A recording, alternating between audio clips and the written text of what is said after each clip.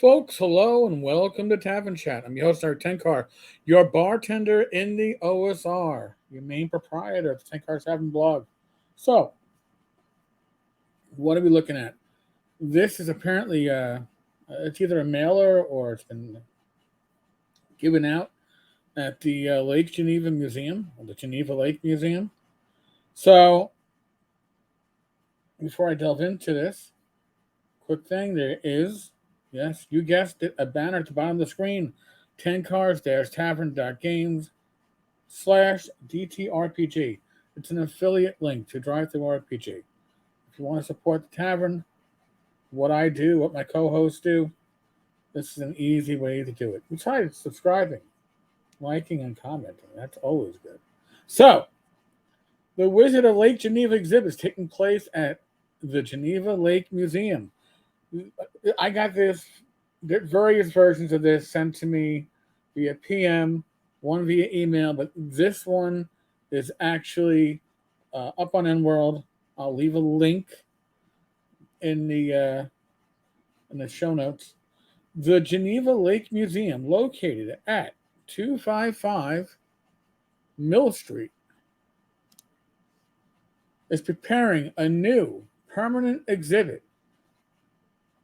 that will tell the fascinating story of it shrank, I gotta fix that, of Gary Gygax, the Dungeons and Dragons game, and the TSR company that was headquartered in Lake Geneva from 1975 to 1997. Here are some facts about the exhibit, which will open later this year. The 600 square foot room with a dungeon theme, and there have been some comments that people have taken pictures of this exhibit that is not yet open, that it looks larger than the Dungeon Hobby Shop Museum. I don't know. I've been to neither location. I don't know. When we get better photos and proper feedback, I'll follow up on that. We'll feature timelines that tell the story of Gygax, D&D, and TSR, highlighting key aspects with photos, artwork, and artifacts.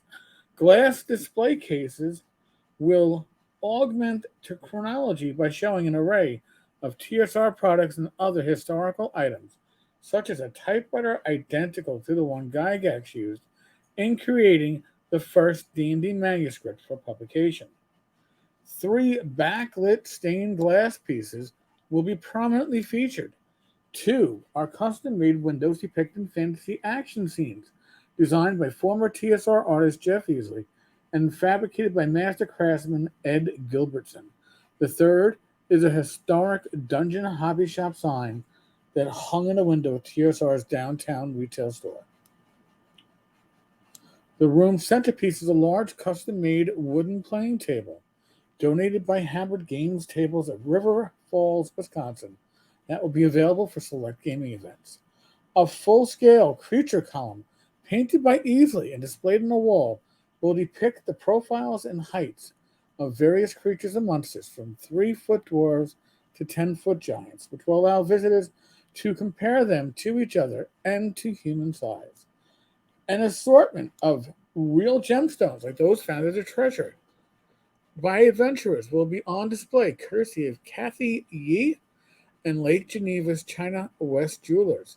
This will give visitors the opportunity to see actual examples of precious gems like ruby, jade, amethyst, sapphire, peridot, emerald, and many others.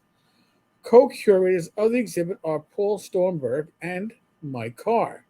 Stormberg is a distinguished gaming historian and owner of Collector's Trove, an online auction house. He is also currently the president of the Gygax Memorial Fund, which I believe has something to do with this exhibit. So, I'm glad to see that the Gygax Memorial Fund is actually doing things associated with the fund's stated cause. Carr, who came to Lake Geneva at Gygax's invitation, worked at TSR from 76 to 83 as an author, editor, game designer, and vice president of production. Striking new graphics for the exhibit have been created by Darlene, the renowned artist and calligrapher whose work was featured in numerous TSR products and publications during the company's heyday. The circular logo and other wizard-themed artwork were used for promotional purposes and branded merchandise. The Geneva Lake Museum, a 501c3 institution. What does that mean? It means it is not for profit. A distinction, a good distinction, is welcoming tax deductible donations. What does that mean? If you donate to the museum, unlike another museum, it's the money is tax deductible. To support the establishment of the exhibit and a variety of enhancements, to donate, easily use the QR code below. And Geneva Lake Museum, Wizard of Lake Geneva, the Wizard of Lake Geneva, I don't know, sigil, trademark, icon. Now, we could step away from this, I guess, for a moment, because when you scan that QR code, the next part, I'm gonna ask the museum. They gotta fix this, because donate to the Geneva Lake Museum to keep up the gallery as fresh as always. You can contribute to antiques you may have. I hate to see such an obvious typo. Reminds me of, I don't know, someone, something else. But this is good. This is exciting. And when you're at GaryCon next year, you'll have a museum that you can exhibit, that you can actually attend, and put your donations towards a good cause. So tell me what you think. What are your thoughts and ideas about the possibility of this being a real memorial of sorts to Gary and D&D? I'd really like to hear your thoughts on this. So please leave them in the comments below.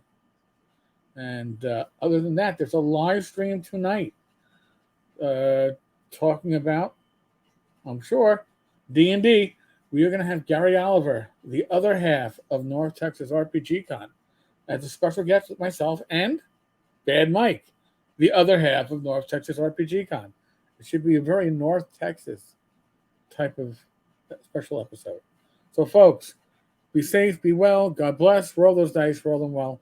I will be back again tonight, 8 p.m. Eastern, 7 p.m. Central. Oh, subscribe, like, comment. Woohoo! Yeah, YouTube loves all that stuff. And I do too.